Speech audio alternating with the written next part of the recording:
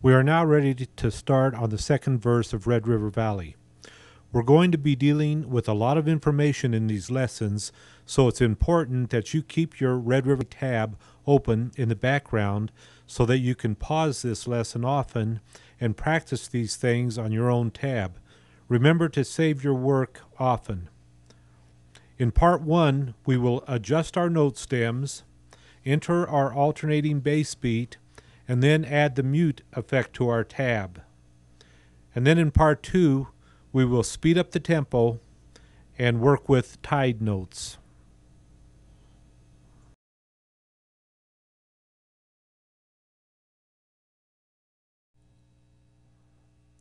If you don't have Red River Valley on your screen already, let's go to My Documents, and we're saving our tabs in a folder named My Tabs, and let's click on Red River Valley and open it up. In the second verse of Red River Valley, we are going to have two voices. We have the melody, and then we will have an alternating bass accompaniment. When we have two voices like this, we have to concern ourselves with the note stem and the direction they point in our notation. If you notice in verse 1, we have our note stems, that's the little lines above our notes or below our notes, pointing in both directions. This is done automatically by the computer. As we move throughout the first verse, depending on where the note is located on the staff, the stems will either go up or they will go down. This is all right in verse 1 because we're only dealing with one voice.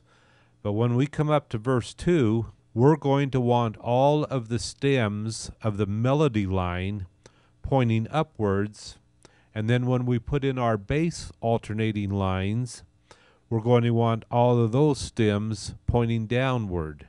So before we start entering our bass notes, let's go ahead and make sure all the stems are pointing up in our second verse. The way we do this is to highlight the note and hit the A key on our keyboard. You see how that note has turned upwards? We can come over here to measure 21, hit that note, hit the A, and the stem turns upwards. There's a faster way to do this. We could set our cursor on measure 17, hold our shift key down, go all the way to the end of our tab,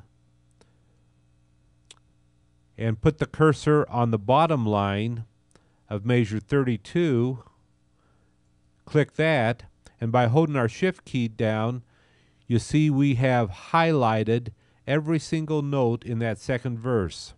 And then we can just take the A key on our keyboard, and every single one of those notes, the stem has now turned upwards. Now that we have all the melody notes pointing upwards, we can start entering in the bass notes, and we're going to want them to point downwards. Now, the computer will naturally point most of our bass notes down for us because we're working in the lower register of the notation. Now, Red River Valley is in the key of C. Our alternating bass notes will alternate in the key of C. And our first several measures, as a matter of fact, measure 18 through 22, is actually going to be a C chord. So we can alternate our bass in the C chord, and the way we do this would be to start with our root note, which is a C, which would be on the 5th string, starting in measure 18, and we'll put in a C note, which is a 3, move over 2 spaces, go up to the 4th line, put in a 2, move over 2 spaces, go down to the 6th string, put in a 3, move over 2 spaces, go up to the 4th string and put in a 2. This is all part of a C chord. If you look back in measure 16, you will see that C chord. We've just left off the G note on the 6th string. We can take this same alternating bass line and we can enter it up through measure 22. Or another way you can do this is to take your cursor, hold it over the lines and notes you want to copy, left click, hold it down, and drag it over that whole area. And then you can right click in the middle of this, hit copy, go over where you want this measure to start in the next measure, click it, right click again, and hit paste. You see we've repeated the same thing on the bottom 3 tablature lines into the next measure.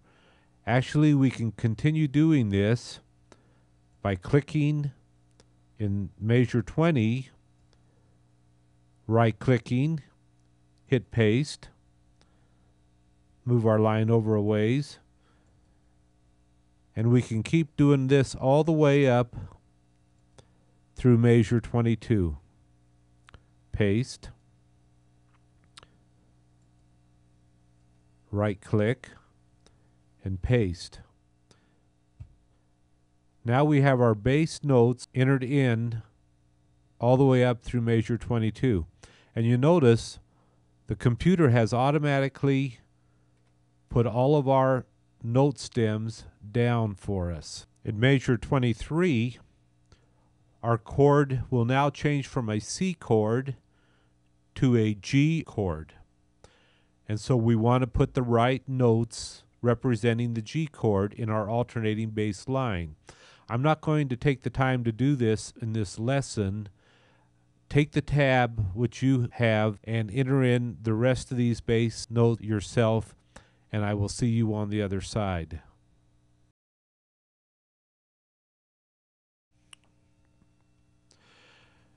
Now we've entered all of our bass notes all the way up through the end of our tab so far.